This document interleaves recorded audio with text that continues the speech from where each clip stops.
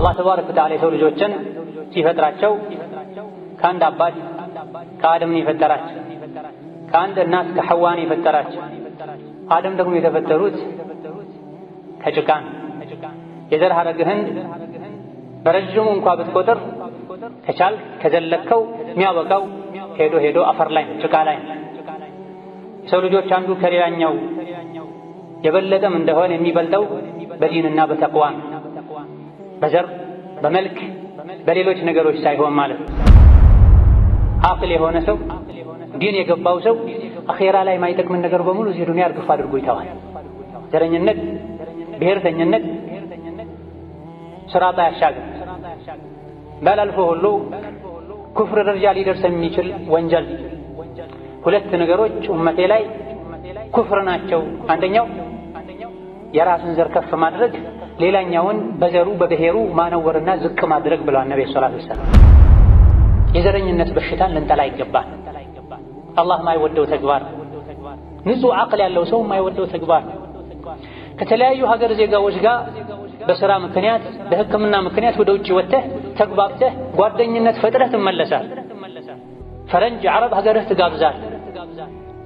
የሀገርህን ልጅ ወንድምህን፣ ጓደኛህን፣ ጎረቤትህን ለመልካም አይን ማታይበት፣ ለሱ መልካም ማታስብበት፣ ለሱ በጎ ማትሆንበት ምክንያት ምንድን ነው? የዘረኝነት በሽታ ጠባብነት ካልሆነ በስተቀር ለዚህ የሚያበቃ ምንም የለም።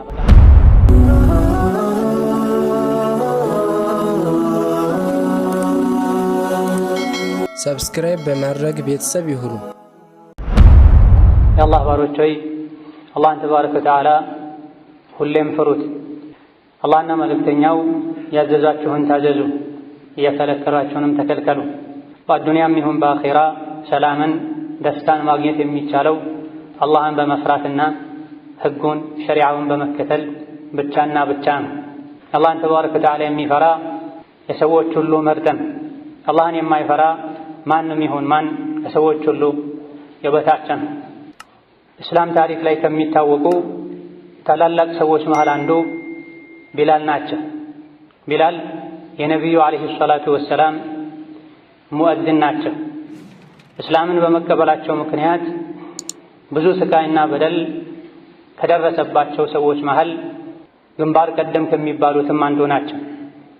ይህ ታላቁ ሰሓቢ ቢላል ኢብኑ ረባህ አልሐበሺ ከዕለታት አንድ ቀን ከትልልቅ ከአረብ ጎሳዎች መሃል አንዱ ከሆነ ሰሓቢ ጋር አንድ ቦታ ላይ አብረው ቁጭ ባሉበት ሌላኛው ሰሓቢ እያወራ እየተናገረ ሳለ ቢላል ኢብኑ ረባህ ጣልቃ ገብተው ለመናገር ሞክረው ነበር። በዚህ መሃል ሸይጣን ስራውን መስራት ፈልጎ እየተናገረ የነበረውን ትልቅ የአረብ ጎሳ የሆነውን ሰው እንዲቆጣ አድርጎ አንተ የጥቁሯ ልጅ ንግግሬን ታቋርጣለህ እንዴ ብሏቸዋል ቢላል ኢብኑ ረባህ ረዲየላሁ ዐንሁ አርዳ።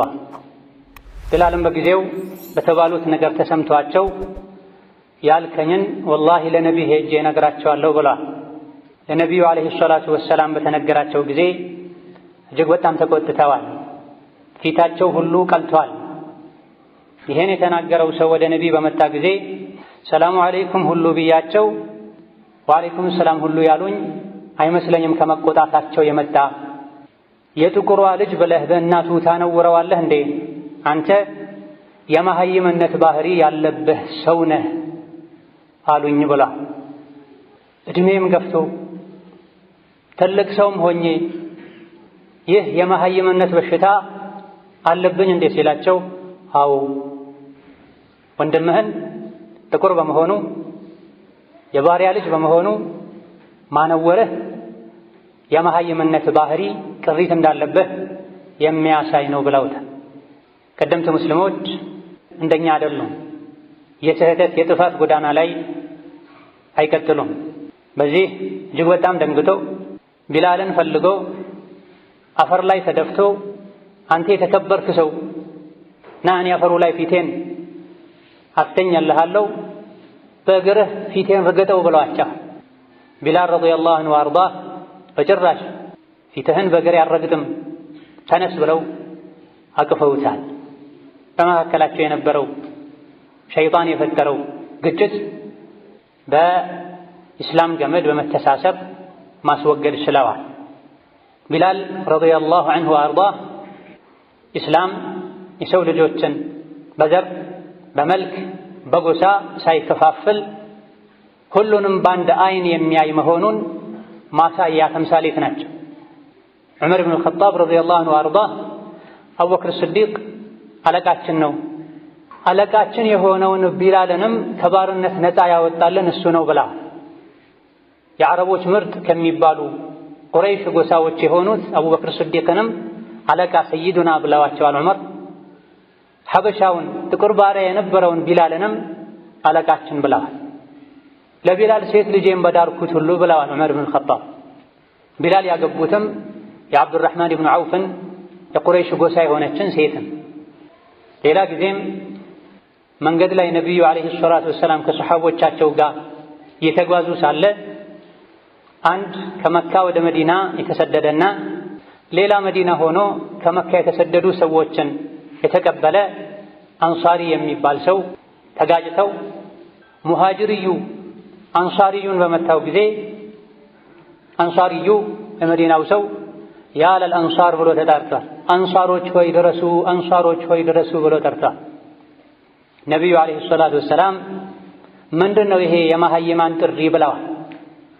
እስላም ዲን እኔ በመሃላችሁ ያለሁኝ እስላም ድሮ የሰረዘው ያስቀረው አይነት ቡድንተኝነት፣ የጃሂልያ መጠራራት በመካከላችሁ ምን ያደርጋል ብለዋቸው፣ አይ አንድ ሙሃጅር የሆነ ሰው የመካ ሰው አንሳሪ የሆነ የመዲናን ሰው መጥቶ ነው ተጣልቶ ነው ቢሏቸውም ደዑሃ ፈኢነሃ ሙንቲና ወፊ ሪዋየትን ፈኢነሃ ኸቢተ ብላ የሆነው ይሁን የምታውም ይበድለውም እናንተ መቆም ያለባችሁ ከተበዳይ ጎን ነው። የተበደለው አካል ሙሃጅሪም ይሁን አንሷሪ የመካም ሰው ይሁን የመዲና ቀይም ይሁን ጥቁር ስለተበደለ ከጎኑ ቁሙ። የበደለው አካል አባትህም ይሁን እናትህ ወንድምህም ይሁን ሌላ እሱን ንቀፍ፣ አውግዝ። አማ በዘር መከፋፈል በጎሳ መለያየት ተውት፣ እሱ ቆሻሻ ነዋ። ደዑሃ ፈኢነሃ ሙንቲነቱን ተውት፣ እሱ ጥንብ ነው፣ ቆሻሻ ነው፣ አዛሚ ያደርግነዋል። በዘር መከፋፈል በዘር መጣላት ከእናንተ አይሄድም። እነሆ አላህ ተባረከ ወተዓላ የሰው ልጆችን ሲፈጥራቸው ከአንድ አባት ከአደምን የፈጠራቸው፣ ከአንድ እናት ከሐዋን የፈጠራቸው። አደም ደግሞ የተፈጠሩት ከጭቃ ነው። የዘር ሐረግህን በረጅሙ እንኳ ብትቆጥር ከቻልክ ከዘለከው የሚያበቃው ሄዶ ሄዶ አፈር ላይ ጭቃ ላይ ነው። የሰው ልጆች አንዱ ከሌላኛው የበለጠም እንደሆነ የሚበልጠው በዲንና በተቅዋ ነው። በዘር በመልክ በሌሎች ነገሮች ሳይሆን ማለት ነው። በትክክል በዲንና በተቅዋ እንኳ ቢበልጥ አንድ ሰው እኔ እበልጣለሁ አይል፣ ይተናነሳል፣ ራሱን ዝቅ ያደርጋል። ትናንት ማን ምን እንደነበረ ዞር ብሎ ያስባል። እነሆ ምድርን ከሚያበላሹ የሰው ልጅን ከሚያረክሱ አጥፊ ወንጀሎች መሃል አንዱ ዘረኝነትን፣ ወገንተኝነትን፣ በሀገር በክልል በመልክ በቋንቋ በኑሮ ደረጃ መከፋፈል ገዳይ በሽታ ነው። ከቫይረሶች ሁሉ የከፋ ከካንሰር ሁሉ የከፋ በሽታ ነው። ዲን ዱንያን የሚያወድም ነው። ለዚህም ነው ነቢያችን ሰለላሁ ዐለይሂ ወሰለም ደዑሃ ተዋትችን ዘረኝነት የምትባሏን በሽታ እሷ ቆሻሻ ናት፣ እሷ አዛ የምታደርግ ናት በማለት ያስጠነቀቁት ለዲንም ይሁን ለዱንያ ጥቅም ስለሌለው። እስላም ዘረኝነትን ወገንተኝነትን ተዋግቷል። ዘረኝነትን ወገንተኝነትን ለማጥፋት ያግዛሉ የሚባሉ ነገሮችን በሙሉ ደንግጓል። ለዘረኝነት ሰበብ ይሆናሉ የሚባሉ ነገሮችን ደግሞ በራቸውን ዘጋግቷል። የሰው ልጆች በሙሉ የተፈጠሩት ከአደም ነው፣ አደም የተፈጠረው ከአፈር ነው ብለዋል አለይሂ ሰላቱ ወሰላም። አረብ ካልሆነው አይበልጥም ቀይ ከጥቁር አይበልጥም አላህን በመፍራት እንጂ ብለዋል። ሰዎችን በመልካቸው በዘራቸው ያነወረን ሰውም አንተ መሀይምነት ያለብህ ሰው ነህ ብለዋል አለይሂ ሰላቱ ወሰላም። ዘረኝነት፣ ወገንተኝነት ብሎ ማለት አንድ ሰው ሰዎችን በመልክ በዘር በቦታ ከፋፍሎ አንዱ ከሌላኛው ይበልጣል፣ መልክን ዘርን ቋንቋን መሰረት አድርጎ እኔ ከገሌ ይበልጣለሁ ብሎ ማሰብ ማለት። አላህ ተባረከ ወተዓላ የሰው ልጆችን የፈጠረው እሱ ነው። ዘራቸውንም መልካቸውንም የመረጠው አላህ። የተኛውም የሰው ልጅ ሲወለድ ሲፈጠር የራሱን መልክ መርጦ ጾታውን መርጦ ዘሩን መርጦ የተፈጠረ የለም። አላህ ተባረከ ወተዓላ መርጦ በፈጠረው ባደረገው ነገር ላይ ጣልቃ መግባት፣ ሰዎች ምርጫቸው ባልሆነ ነገር ላይ እንዲያፍሩ እንዲሸማቀቁ ማድረግ የዓቅልም የዲንም ማነስ በል መጥፋትን። ዘረኝነት ሰዎችን በመልክ በቋንቋ መከፋፈል፣ አንዱን ከፍ ሌላኛውን ዝቅ ማድረግ ለዱንያም ይሁን ለአኼራ ይጎዳል እንጂ አይጠቅም። የተኛውም ሀገር ላይ ዘረኝነት ካለ ሰዎችን ከፋፍሎ ማየት ካለ አላህ እኩል አድርጎ እንደ ማበጠሪያ ጥርስ የፈጠራቸው የሰው ልጆችን የኔ የምትለውን ከፍ የኔ አይደለም የምትለውን ዝቅ የምታደርግ ከሆነ እንዲህ አይነት በሽታ እንዲህ አይነት አመለካከትና አስተሳሰብ የሰፈነበት ሀገር ይበታተናል። ወደ ታች ነው የሚወርደው፣ ወደ ላይ ማደግ አይችልም። አንድ ማህበረሰብ አንዱ ሌላኛውን እየጠላ፣ አንዱ ሌላኛውን እየናቀ፣ አንዱ ሌላኛውን ያንቋሸሸ መቼም ሊያድግ አይችልም። መቼም ሰላም ሊሆን አይችልም። ዘረኝነት ዱንያ ላይ አንዳች ጥቅም የለው፣ ጉዳት እንጂ መፍረስ እንጂ መበታተን እንጂ። አኼራ ላይ ደግሞ ከምንም አይቆጠርም። ቁርአን ላይ አላህ አስቀድሞ ነግሮናል። ፈኢዛ ኑፊኸ ፊሱሪ ፈላ አንሳበ በይነሁም የውመኢዝን ወላ የተሳአሉን። የቅያም ቀን በጥሩምባው ሲነፋ በመካከላቸው ዝምድና የሚባል ነገር አይኖርም፣ የማን ዘር ነህ የማን ብሔር ነህም አይባባሉም ብሏል አላህ ተባረከ ወተዓላ። ቅያማ ሲቆም ለቀንዱ ሲነፋ የምታስበው ይዘኸው ስለሄድከው መልካም ሥራ ብቻ ነው እንጂ ከማን ተፈጠርኩኝ የማን ወንድም ነኝ የማን ብሔር ነኝ አታስበው። የሚጠይቅህም የለም። ወላ የተሳአሉን። ዓቅል የሆነ ሰው ዲን የገባው ሰው አኼራ ላይ የማይጠቅምን ነገር በሙሉ እዚህ ዱንያ እርግፍ አድርጎ ይተዋል። ዘረኝነት፣ ብሔርተኝነት ስራጣ ያሻግም ባላልፎ ሁሉ ኩፍር ደረጃ ሊደርስ የሚችል ወንጀል። ሁለት ነገሮች ኡመቴ ላይ ኩፍር ናቸው። አንደኛው የራስን ዘር ከፍ ማድረግ፣ ሌላኛውን በዘሩ በብሔሩ ማነወርና ዝቅ ማድረግ ብለዋል ነብዩ ሰለላሁ ዐለይሂ ወሰለም። ይሄ የነብዩ ዐለይሂ ሰላቱ ወሰላም ንግግር። ኡመቴ ውስጥ ሁለት ነገሮች ይኖራሉ፣ ኩፍር ናቸው እነዚህ ድርጊቶች። ሌሎችን በዘራቸው በብሔራቸው ዝቅ አድርጎ በራስ ዘር በራስ ብሔር መኩራራትና ራስን ከፍ ከፍ ማድረግ ብለዋል። አላህ ተባረከ ወተዓላ ሰዎችን ያበላለጠው በተቅዋ ነው፣ በዲን ብቻ ነው። በተረፈ ቀደም ሲል እንደተገለጸው የሁሉም አባት አያቱ ግንዱ አደም ናቸው ብለዋል። አንዱን ጥቁር ሌላኛውን ቀይ፣ አንዱን ወፍራም ሌላኛውን ቀጭን፣ አንዱን ረዥም ሌላኛውን አጭር፣ አንዱን ሀብታም ሌላኛውን ደሃ አድርጎ የፈጠረው አላህ። የሰው ልጆችን ሪዝቅ ያከፋፈለው አላህ። የሰው ልጆችን አንዱ የዓለም አንደኛው ጫፍ ላይ ሌላኛው ጫፍ ላይ እንዲኖር ያደረገው አላህ።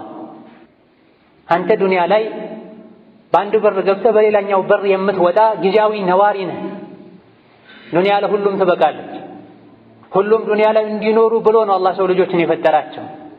አንተ ቀድርህን ደረጃህን አላውቅ ብለህ ለራስህ የፈጣሪን ቦታ የአላህን ቦታ ከተህ አንዱን ከፍ ሌላኛውን ዝቅ ልታደርግ በጭራሽ አይገባም።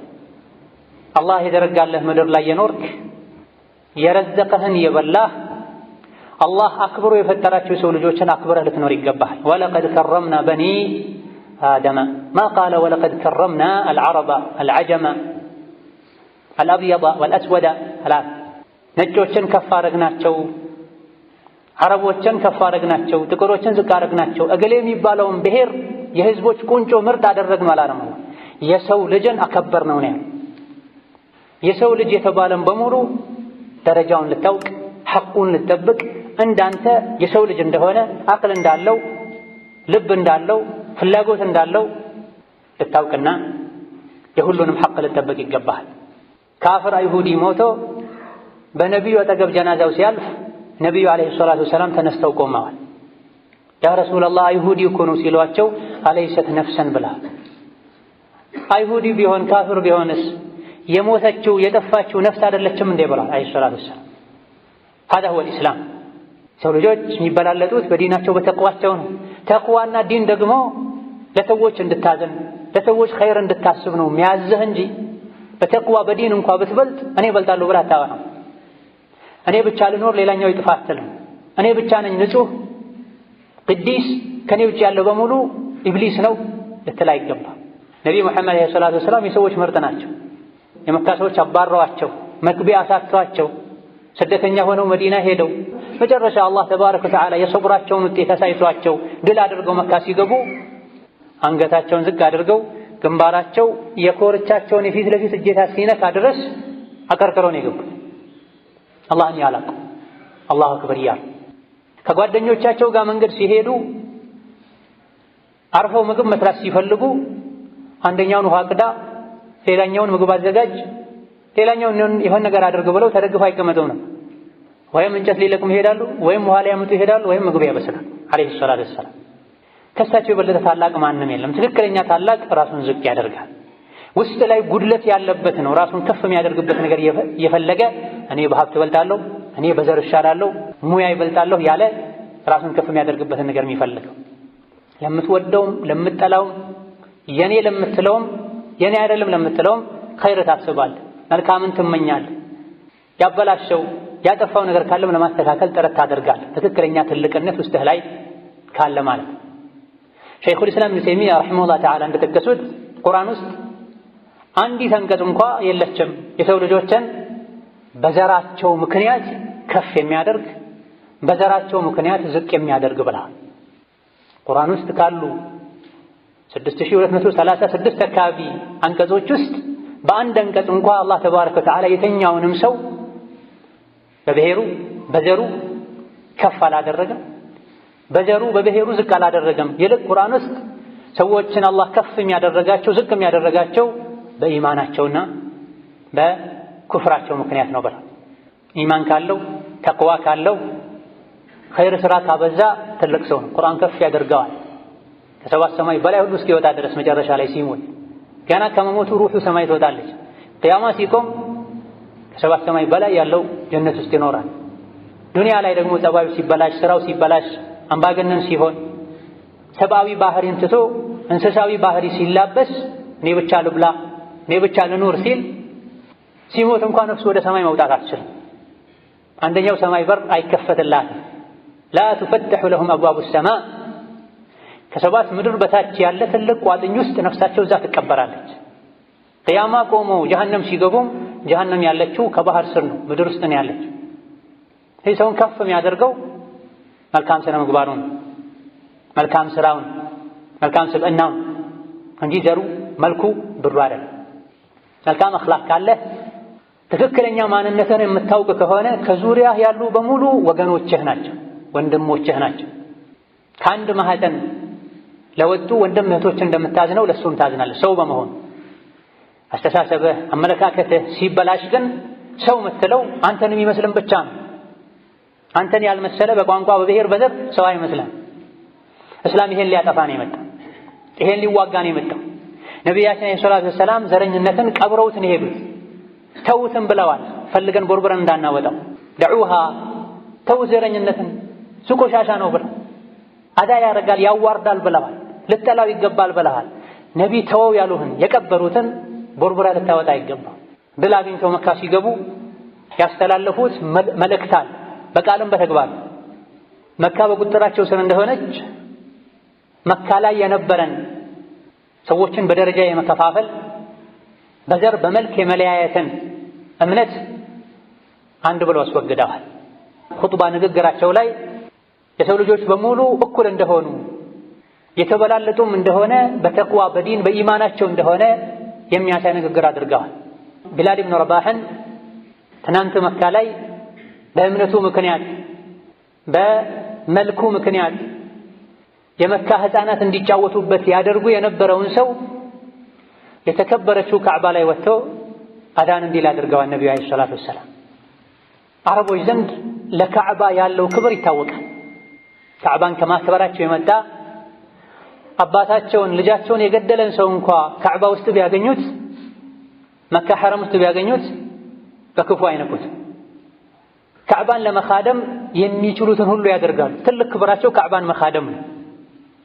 እንዲህ አይነቱ የተከበረ ቤት ላይ አይደለም ትናንት ባሪያ የነበረ ጥቁር ሰው ቀርቶ የነሱ ዘር የሆነም ሰው በቀላሉ አይወጣም፣ በቀላሉ አይገባም።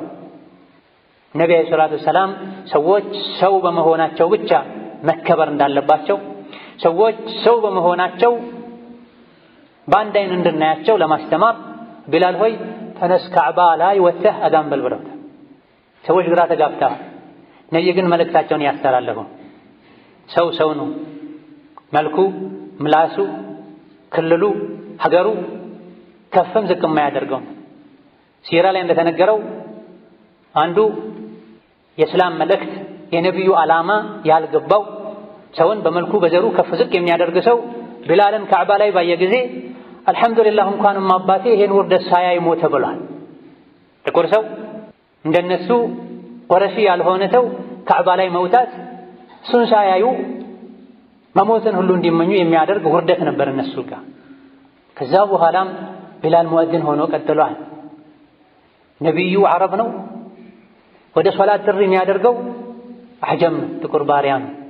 ትናንት መካ ላይ ሕፃናት የሚጫወቱበት የነበረ ሰው ሰዎችን በዘር በብሔር በቋንቋ በክልል ከፋፍለህ አይተህ የኔ የምትለውን ማቅረብ መውደድ፣ የኔ አይደለም የምትለውን መጥላት ከአላህ ተባረከ ወተዓላ ጋር መጣላት ከሙስሊም የሚጠበቅ ተግባር አይደለም። ከሙስሊምም አልፎ አቅል ካለው ሰው ልቦና ካለው ሰው ማይጠበቅ ተግባር ነው። ያለንበት ሀገር ሐበሻ ከጥንት ጀምሮ በመተጋገዝ በመተዛዘን ቤትን በረን ለእንግዳ ክፍት በማድረግ የሚታወቅ ሀገር። ኢትዮጵያ ውስጥ የሚኖሩ የተለያየ ሃይማኖትና ዘር ብሔር ያላቸው ሰዎች ሀገራቸው ላይ አብረው በጉርብትና በስራ በዝምድና ተሳስረው የሚኖሩ ሰዎች ናቸው። ተጋብተው የሚኖሩ ሰዎች ናቸው። አላህ ተባረከ ወተዓላ አስፍቶ የፈጠረውን ከውን እኛ አጥብበን ልናየው አይገባም። ማን ነው ኢትዮጵያ ውስጥ የሚኖር ከሌላ ብሔር ጋር ወይም የጉርብትና ወይም የአማችነት ወይም የሥራ ወይም የወዳጅነት ትስስር የሌለው ማን ያለ? አንድ ግቢ ውስጥ የተለያዩ ብሔር ያላቸው ሃይማኖት ያላቸው ሰዎች አብረው ይኖራል። ከአንድ ቧንቧ ውሃ ይጠቀማሉ። ከአንድ ማብሰያ ቤት አብረው ያበስላሉ። ይሄን አላህ ተባረከ ወተዓላ በፈቀደው መልኩ ከተጠቀምከው ሸሪዓ አይከለክልህም። አብረህ መኖር ያለብህ የራስን ሃይማኖት ከሚከተል ብቻ ነው መሆን ያለበት፣ የኔ ከምትለው ብቻ ብሔር ነው መሆን ያለበት የሚል መመሪያ የለም። ነቢያችን ዓለይሂ ሰላቱ ወሰላም አልሙስሊሙ አኹል ሙስሊሚ በላህ፣ ሙስሊም ለሙስሊም ወንድም ነው በላህ። አረብ ለአረብ፣ ፈረንጅ ለፈረንጅ፣ ሐበሻ ለሐበሻ ወይም ደግሞ ወደ ውስጥ ገብተው በብሔር ደረጃ እገሌ የሚባለው ብሔር ለገሌ ወንድም ነው፣ ከዛ ውጭ ያለው ጠላት ነው ወይም ምኑም አይደለም አላት። ቁርአን አስተሳስሮሃል ከሙስሊም ወንድምህ ጋር። ሙስሊም ካልሆኑ ወገኖች ጎረቤቶችህም ጋር ደግሞ በጎ እንድትሆን ቁርአን አዞሃል፣ አስተምሯል። ስለ ጉርብትና ሲያስተምር ቁርአን ወልጃሪ ዚል ቁርባ ወልጃሪ ልጁኑቢ ወሷሒቢ ቢልጀንቢ ብሏል። የሥጋ ዝምድና ያለውን ጎረቤትህን በደንብ ጠብቀው ተንከባከበው። የዲን ትስስር ያለህን ጎረቤትህን በደንብ ጠብቀው ተንከባከበው። የሥጋም ይሁን የዲን ዝምድና የሌለህን ጎረቤትህንም ጠብቀው ተንከባከበው ብሏል። ቁርአን በርካታ አንቀጾች ላይ ስለ ጎረቤት አስተምሯል። ወሀከዛ አላህ ምድርን በተለይ ሀገራችንን ለም አድርጎ ሰፊ አድርጎ ፈጥሯል። የተኛውም ኢትዮጵያ ላይ የሚኖር ሰው የተኛውም አካባቢ ላይ ሄዶ ሰርቶ ከብሮ ጌታውን ያመለከ መኖር ይችላል። ይሄን አላህ ይፈልጋል። ፈሲሩ ፊል አርዲ ምድር ላይ ተንቀሳቀሱ፣ የአላህን ፍጥረታት እዩ፣ ከሪዝቁ ብሉ ብሏል። ይሄን ሰፋ ያለ አመለካከት መያዝ ስንተው አመለካከታችንን አስተሳሰባችንን ስናጠበው ምንጎዳው ራሳችንን። እዚህ አካባቢ ላይ መኖር ያለበት እገሌ የሚባል ሰው ብቻ ነው፣ እኔ መወዳጀት በጋብቻ መተሳሰር ያለብኝ እገሌ ከሚባል አይነት ብሔር ብቻ ነው ባልክ ቁጥር አላህ ያሰፋውን ታጠባል። የማጥበቡ ጉዳት ላንተው ነው የሚሆን። ሰዎችን በዘራቸው በመልካቸው በኑሮ ደረጃቸው ስትከፋፈል በዛው ልክ ልብህ እየጠበበ ይመጣል።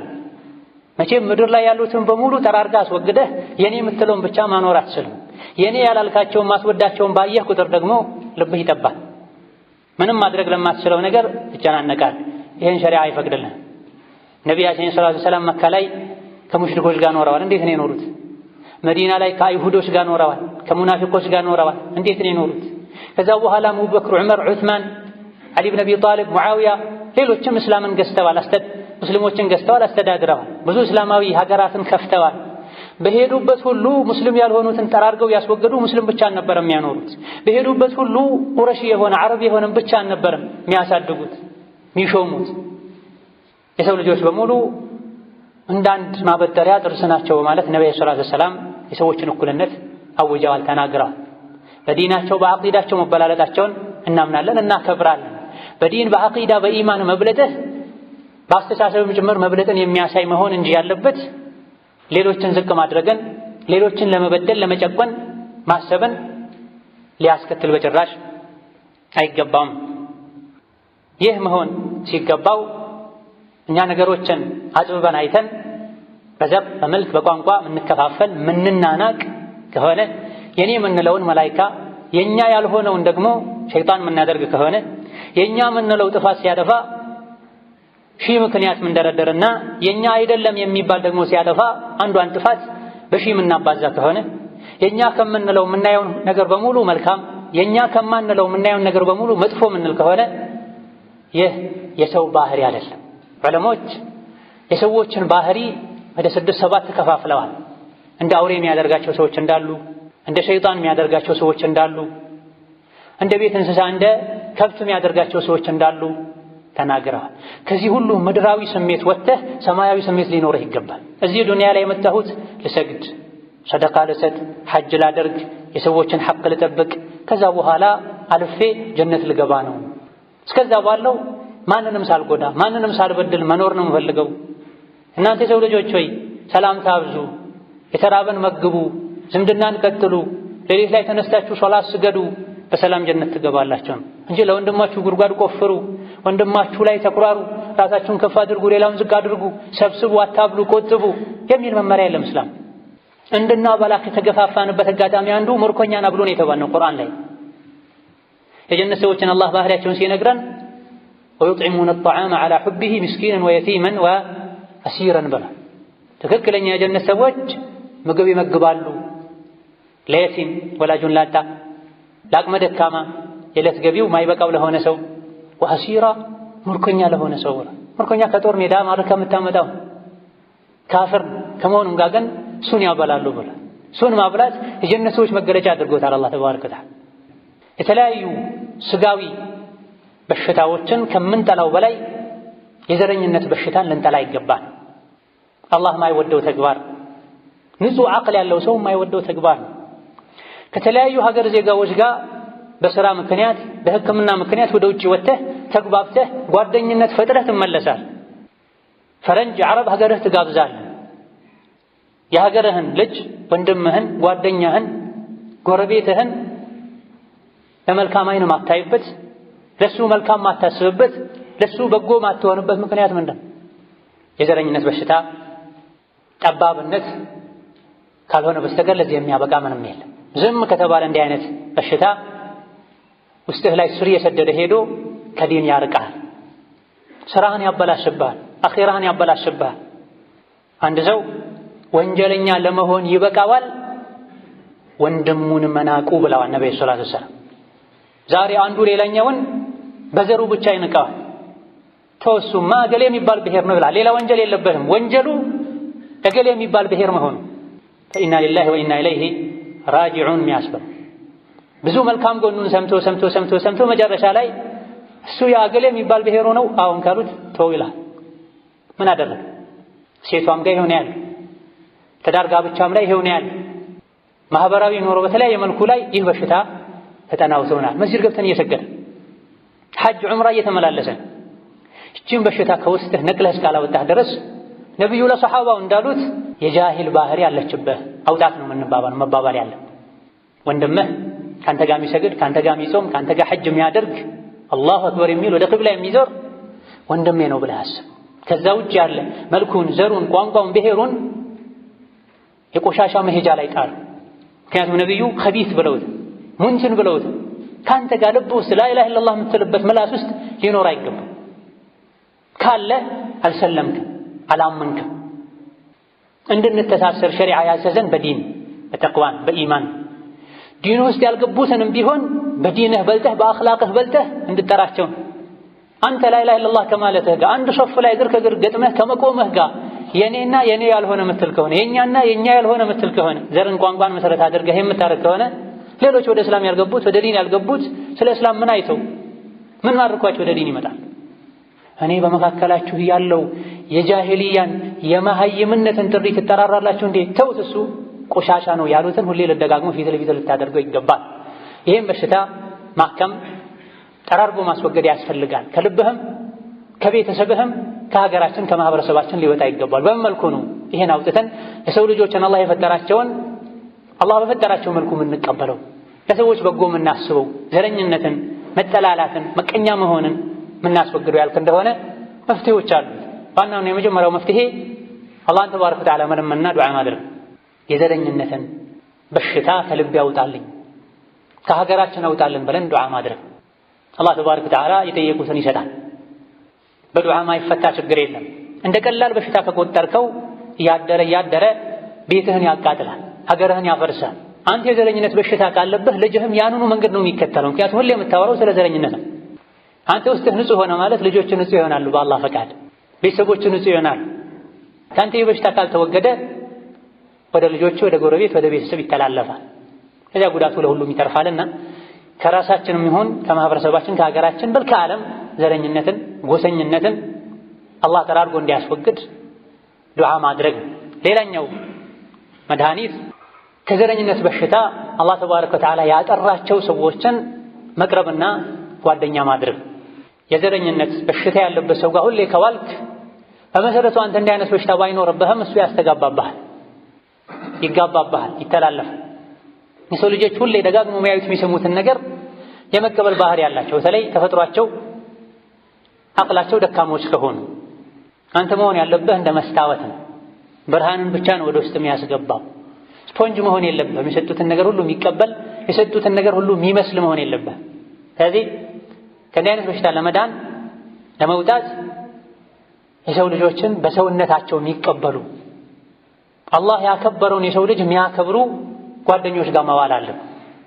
የዘረኝነት በሽታ ካለባቸው ሰዎችን በመልክ በቋንቋ ከፋፍለው ከፍ ዝቅ ከሚያደርጉ ልትርቅ ይገባሃል።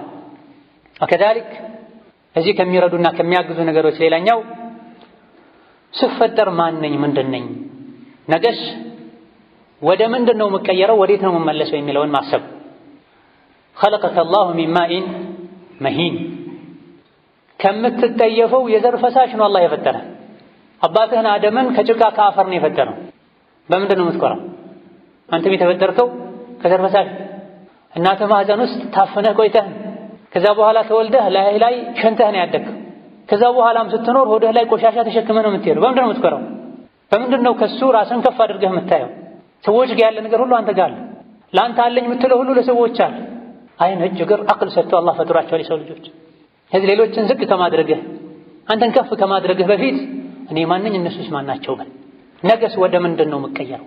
ስትሞት ሀብታሙም ደሃውም ወንዱም ሴቱም ሕፃኑም አዋቂውም ያለምንም መከፋፈልና መለያየት አንድ መቃብር ላይ ነው ሄደው የሚቀበሩት። እኔ ሀብታም ነበርኩኝ እገሌ የሚባል ዘር ነበርኩኝ ራቅ በል አትለውም። ቀብር ውስጥ ከጎን የተቀበረውን ሰው ወይም ደግሞ ማንም የኛ ንጹህ ዘር ነውና ለብቻው ለየት ያለ በወርቅ የተነጠፈ መቃብር ውስጥ እንቅበረው ይለኝ። መነሻህና መድረሻህን መጀመሪያህና ፈጻሚህን ካወቅ ሰው አትንቅ። ሰውን በመልኩ በቋንቋው ከፍ ዝቅ አታደርግ። እንዳንተው አላህ ያከበራቸው የሰው ልጆች ናቸው። ጊዜያዊ ችግሮች ገጥሟቸው ዝቅ ሊሉ ይችላሉ። አንተም ራስህ አይደለም ከፍ ያልከው፣ አላህ ነው ከፍ ያደረገህ። ሌሎችም ዝቅ ያሉት ራሳቸው ፈልገው አይደለም ዝቅ ያሉት፣ ቀደር ነው፣ ሁኔታዎች ናቸው ዝቅ ያደረጓቸው። ስንትና ስንት ወድቀው የተነሷል። ሀከለ ዱንያ ወትልከ ለአያሙ ኑዳዊሉሃ በይነ ናስ። ኢዳ ከዘረኝነት በሽታ ለመዳን ማንነትህን ምንነትህን አስብ፣ ደጋግመህ አስታውስ። ወሀከዛ ይሄን ለማከም ከሚረዱ ነገሮች አንዱ አንተ ሰዎችን በዘር በቋንቋ በመልክ ስትተቻቸው ስትንቃቸው ምንድነው ሊሰማቸው የሚችለው ብለህ በእነሱ ቦታ ሆነህ ይኸው ነገሩ። ሰዎች አንተን በመልክህ በውጫዊ ገጽታ በዘርህ በቤተሰብህ ቢተቹህ ቢያጣጥሉህ ምንድነው የሚሰማ? ልክ እንደዛው አንተ ሰዎችን ባላደረጉት ነገር መቀየር በማይችሉት ነገር ምርጫቸው ባልሆነ ነገር ስትወቅሳቸው ዝቅ ስታደርጋቸው የሚሰማቸው ስሜት ልክ አንተ የሚሰማህ አይነት ስሜት ነው የሚሰማው። ሙእምን ደግሞ ለራሱ የማይወደውን ለወንድሙ አይወድም። መጥፎን ነገር ለራሱ የሚወደውን ኸይር ለወንድሙ የሚወደን። አከዳ ዘረኝነት፣ ምቀኝነት፣ ኩራት በዱንያም ይሁን በአኼራ ጉዳት እንጂ ጥቅም እንደሌለው ማወቅም ከዚህ በሽታ ለመውጣት ከሚረዱ ነገሮች መሃል አንዱ።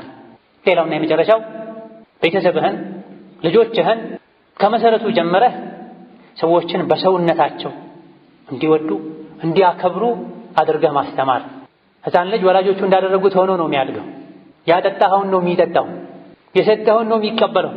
የ4 የ5 ዓመት ሕፃን ልጆች መንገድ ላይ ትምህርት ቤት ላይ የሚያወሩት ስለ ብሔርና ስለ ዘር ነው። ካወራህ ስለ መልካም አኽላቅ አውራ። እገሌ አባቱ ዝምድና ይቀጥል ነበር፣ ምስኪኖችን ይረዳ ነበር፣ መስጂድ ይሰራ ነበር፣ ሐኪም ቤት ይሰራ ነበር። ጀብዱን አውራ፣ ኸይሩን መልካም። በተረፈ እገሌ የሚባል ዘር ነው፣ እገሌ የሚባለው ዘር ደግሞ እንዲህ አድርጓል፣ ልጅህን ይሄን አታጠጣው። በዚህ ካነጽከው ይሄን ካስተማርከው ነገ ከኔ ውጭ ማንም ሰው የለም ይላል። ከጎረቤቱ ጋር በሰላም መኖር አይችልም። ከአማቾችህ ጋር በሰላም መኖር አይችልም። ስለዚህ ችግር ይህ በሽታ እንዲጠፋ ቀጣዩ ትውልድ ከእንዲህ አይነት አስተሳሰብ ነፃ ሆኖ እንዲያድግ ልጆችህን ሰዎችን እንደ ሰው እንዲቀበሉ ሰዎችን እንደ ሰው እንዲያዩ አድርጋቸው። እንደ ዘር፣ እንደ ብሔር፣ እንደ መልክ፣ እንደ ኖሮ ደረጃ ሳይሆን ማለት ነው። አልሐምዱሊላህ አላህ ቤት ላይ ሰዎች በዘር ተከፋፍለው በመልክ ተከፋፍለው በኖሮ ደረጃ ተከፋፍለው አይደለም ሰፉ ላይ የሚቆሙት።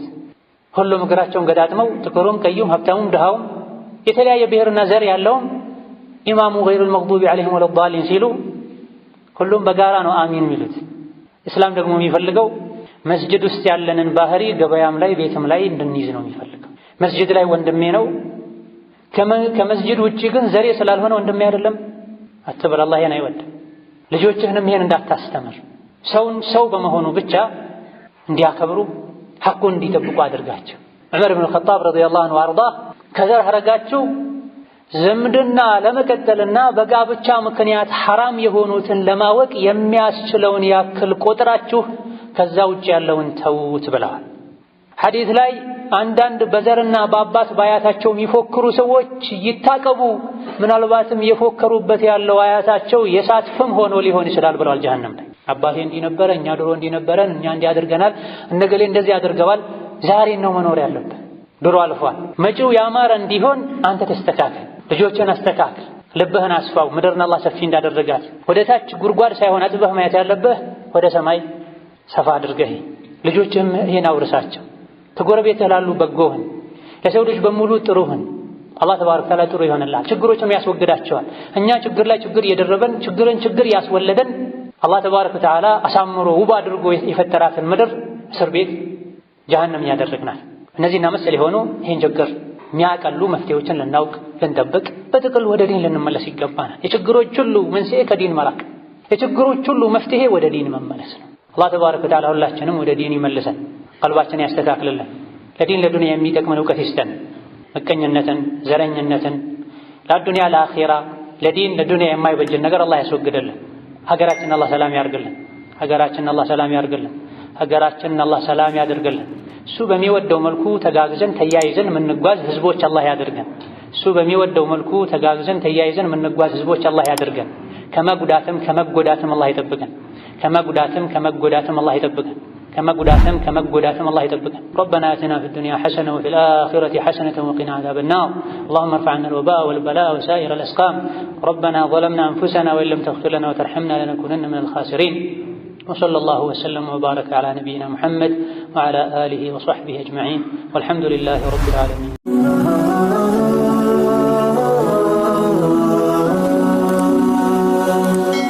ሰብስክራይብ በማድረግ ቤተሰብ ይሁኑ።